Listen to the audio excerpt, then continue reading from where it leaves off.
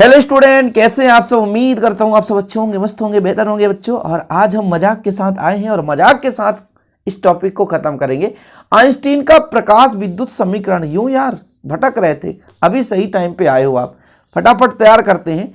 तो भाई साहब, आइंस्टीन ने जो अपना समीकरण दिया प्रकाश विद्युत प्रभाव पर आधारित, वो प्लांक के अनुसार थोड़ा सा प्लांक के नियम को अनुसरण करते हुए अपना समीकरण प्रस्तुत किया।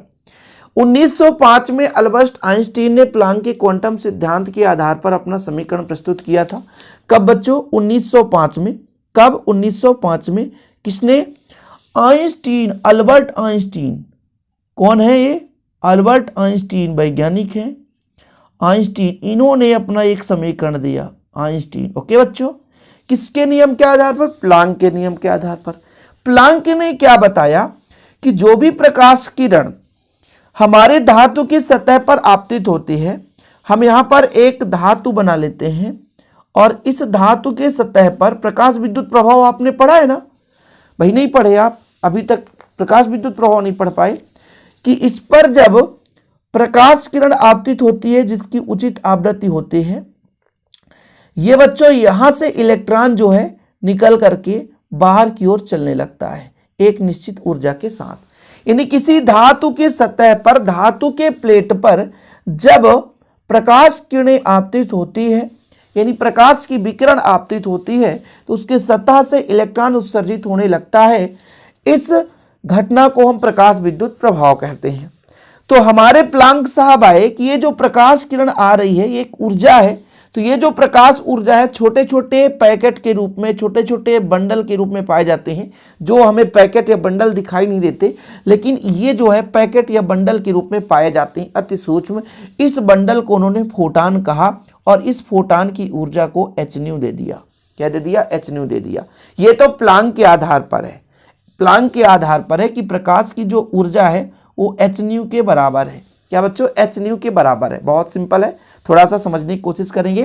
प्रकाश विद्युत प्रभाव क्या है? जब उचित आवृत्ति की प्रकाश की विकिरण किसी धातु की सतह पर आपतित होती है तो धातु की सतह से इलेक्ट्रॉन उत्सर्जित होने लगते हैं बच्चों। धातु की सतह से इलेक्ट्रॉन उत्सर्जित होने लगते हैं। इस परिघटना को प्रकाश विद्युत प्रभाव कहते हैं। इसी नियम को प्लांक ने, प्लांक के अनुसार ही, इसके अनुसार, प्लांक के अनुसार E बराबर hν, E बराबर hν, जहां h प्लांक नियतांक, न्यू आवृत्ति है। तो भाई साहब, जो प्रकाश है वो छोटे छोटे पैकेट या बंडल के रूप में पाया जाता है और इन बंडलों को या प्रत्येक बंडलों को फोटान कहा जाता है, जिसकी ऊर्जा E बराबर hν है।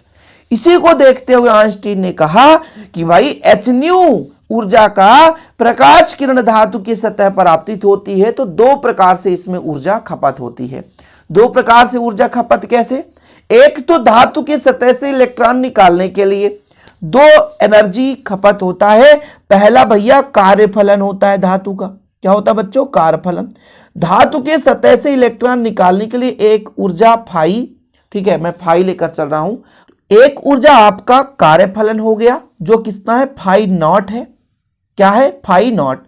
एक ऊर्जा आपका कार्यफलन के रूप में हो गया। अच्छा, ये कार्यफलन कहलाता क्या है? धातु के सतह से इलेक्ट्रॉन निकालने के लिए, धातु की सतह से इलेक्ट्रॉन को निकालने के लिए जो ऊर्जा लगती है उसे हम कार्यफलन कहते हैं। मतलब इस धातु की सतह से यहां तक इलेक्ट्रॉन निकालना है तो जो एनर्जी लगती है उसे उसका कार्यफलन कहते हैं।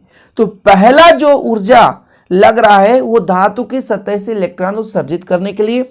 दूसरा जो एनर्जी है बच्चों, जब इलेक्ट्रॉन उत्सर्जित हुआ तो वो गतिज ऊर्जा में, कैनेटिक एनर्जी में परिवर्तित हो जाएगा। तो वो गतिज ऊर्जा के रूप में इलेक्ट्रॉन को गति करने के लिए एक ऊर्जा देगा जो भैया mv² होता है। मैक्सिमम के लिए हम max का प्रयोग करते हैं, यानी मैक्सिमम गतिज ऊर्जा मैक्सिमम वेग पर निर्भर करेगा। तो जब भी किसी धातु पर hν ऊर्जा का प्रकाश भैया आपतित होता है प्लांक के अनुसार, तो आइंस्टीन ने बताया यह जो ऊर्जा है दो प्रकार से व्यय होता है। एक तो आपका बच्चों कौन सा? धातु का कार्यफलन, यानी धातु के सतह से इलेक्ट्रॉन उत्सर्जित कराने के लिए, और दूसरा जो है इस इलेक्ट्रॉन को गतिज ऊर्जा प्रदान करने में, अर्थात इस इलेक्ट्रॉन को गति देने में एनर्जी लॉस होती है। दो प्रकार से एनर्जी लॉस हुआ बच्चों। तो वही चीज यहां पर लिखा है, आप बिल्कुल चिंता ना करें। तो आइंस्टीन ने प्लांक के अनुसार देखा, तो प्लांक ने बोला था प्रकाश ऊर्जा छोटे छोटे पैकेटों या बंडलों के रूप में प्रकाश के वेग से एक स्थान से दूसरे स्थान तक गमन करती है। प्रत्येक पैकेट या बंडल को हम फोटान कहते हैं, जहां पे फोटान एच न्यू के बराबर होता है। फिर हमारे भाई आइंस्टीन साहब आए, बोले जब एच न्यू ऊर्जा वाला प्रोटॉन या फोटान, वैसे यहाँ पर फोटान लिखना, फोटान किसी धातु की सतह पर आपतित होता है, ये फोटान है, तो यह दो प्रकार से व्यय होता है। एक तो व्यय कार्यफलन के बराबर होता है कि ऊर्जा का कुछ भाग धातु की सतह से इलेक्ट्रॉन उत्सर्जित करने के लिए व्यय हो जाती है, और दूसरा बच्चों गतिज ऊर्जा देने के लिए, जो गतिज ऊर्जा देता है वो 1/2 mv² हो जाता है।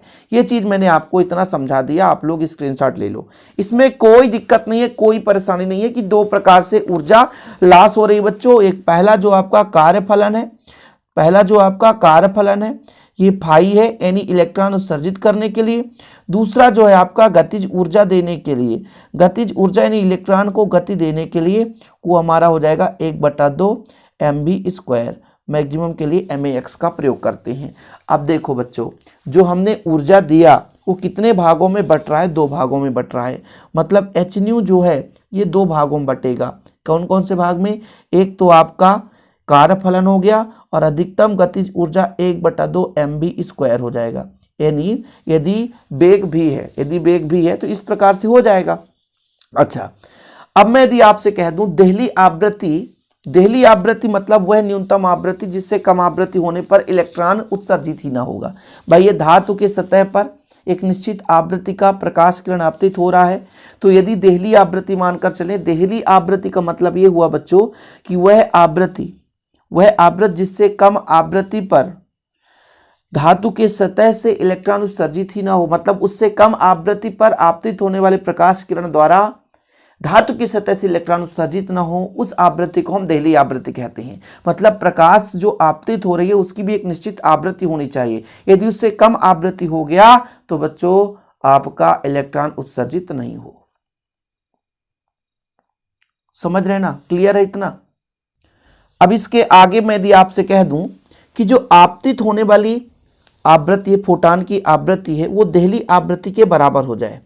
आपतित फोटान की आवृत्ति, आपतित फोटान जो आवृत्ति आपतित हो रहा भैया, आपतित फोटान की आवृत्ति ये जो म्यू है ये देहली आवृत्ति के बराबर हो जाए, देहली आवृत्ति के बराबर हो जाए। मतलब देहली आवृत्ति से कम नहीं होना चाहिए। यदि देहली आवृत्ति से अधिक है तभी इलेक्ट्रॉन उत्सर्जित होगा, लेकिन बच्चों लगभग देहली आवृत्ति के बराबर है तो उत्सर्जित नहीं होगा। कहीं ना कहीं उससे अधिक ऊर्जा देनी पड़ेगी। एक निश्चित आवृत्ति है देहली, देहली मतलब एक फिक्स लाइन है, क्रॉस एरिया है उसका, कि इससे आगे जाओगे तब भाई आपका काम होगा, इससे कम में चले गए तो नहीं होगा। तो उस लाइन पे ही है, उस स्थिति पर इलेक्ट्रॉन उत्सर्जित नहीं होंगे, और उस स्थिति पर जो आपका वेग है इलेक्ट्रॉन का शून्य हो जाएगा, और गतिज ऊर्जा भी शून्य हो जाएगा। मतलब 1/2 mv², ये जो मैक्सिमम है बच्चों इसका मान शून्य हो जाएगा। तब एच न्यू बराबर कितना हो जाएगा? ये न्यू 0 हो जाएगा, एच न्यू 0 हो जाएगा, और ये फाई नॉट हो जाएगा। इसका मान फिर से मैं यहाँ पे रखूंगा तो कितना हो जाएगा? एच न्यू बराबर एच न्यू 0 है ना, या न्यू नॉट, और 1/2 mv² भी मैक्सिमम। अब बच्चों यदि इसको प्लस इधर ले आओ तो माइनस हो जाएगा, 1/2 mv मैक्सिमम, ये प्लस तो इधर ला रहे हैं तो H new minus H new not, आप कॉमन ले लो तो H new minus new not. यही हमारा ऊर्जा है, सॉरी आइंस्टीन के प्रकाश विद्युत प्रभाव का समीकरण है, और कुछ भी नहीं है बच्चों। मैंने आपको थोड़ा समझाया कि धातु की सतह पर जैसे इलेक्ट्रॉन आपतित होती हो, प्रकाश किरण आपतित होती है, उसकी सतह से इलेक्ट्रॉन उत्सर्जित होने लगते हैं, तो उसका जो गतिज ऊर्जा है 1/2 mv²। ये जो फोटान की ऊर्जा आपतित हो रही, दो प्रकार से ऊर्जा में परिवर्तित हो रही, एक तो कार्यफलन के रूप में, एक गतिज ऊर्जा के रूप में। बच्चों यदि मैं इसको पक्षांतर कर दूं तो फाई नॉट जो है प्लस का माइनस में चला जाएगा, कोई दिक्कत तो नहीं है। अब ये बोला गया कि आवृत्ति जो है फोटान की आवृत्ति है देहली आवृत्ति के बराबर है। देहली आवृत्ति एक निश्चित सीमा है कि इसके आगे पैर बढ़ाओगे तो खत्म कहानी। भाई साहब यदि उसी के बराबर है तो कुछ हो ही नहीं रहा है, अधिक ऊर्जा देंगे तभी तो इलेक्ट्रॉन उत्सर्जित होगा। यदि आवृत्ति जो है फोटान की आवृत्ति देहली आवृत्ति के बराबर है, तो इलेक्ट्रॉन उत्सर्जित नहीं हो रहे हैं, उस स्थिति में वेग शून्य होगा। जब इलेक्ट्रॉन ही नहीं निकल रहा है तो गतिज ऊर्जा उसकी कहाँ होगी, शून्य होगा कि नहीं होगा। तो समीकरण 4 में यहाँ पे शून्य रख दो, तो एच न्यू, देखो ये एच न्यू था, न्यू की जगह न्यू नॉट कर दिया हमने, फाई नॉट है, फाई नॉट है, ठीक है, ये फाई नॉट है, ठीक है। इसका मान बच्चों हम फिर से समीकरण 1 में रख देंगे, तो जो हमारा फाई था वहाँ पे फाई नॉट का वैल्यू, फाई नॉट का मान देखो फाई नॉट है ना, फाई नॉट का मान एच न्यू नॉट है।